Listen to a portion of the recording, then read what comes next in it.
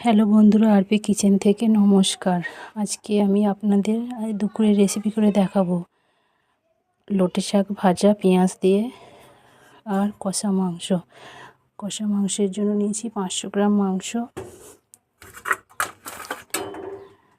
আদা বাটা, রসুন বাটা, পেঁয়াজ কুচি, টমেটো কুচি।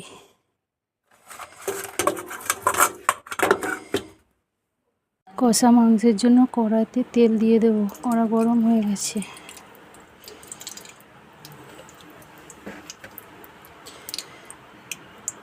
তেজপাতা দিয়ে দেবো,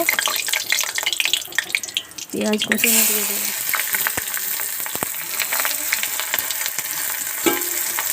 পেঁয়াজ লাল করে ভাজা হয়ে গেছে, রসুন আর টমেটো কুচানোগুলো দিয়ে দেবো।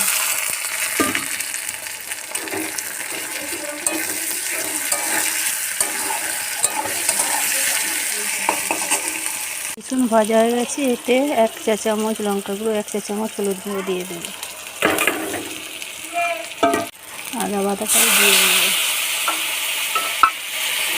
দিয়ে মশলা কষতে থাকবো যতক্ষণ না তেল ছাড়ে। এই দেখুন বন্ধুরা, মশলা থেকে কি সুন্দর তেল ছেড়ে দিয়েছে। এবার মাংসগুলোতে দিয়ে দেবো।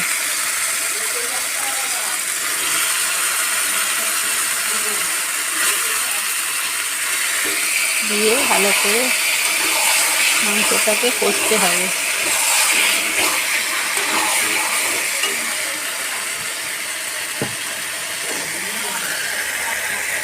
পরিমাণ মতো নুন দেবো।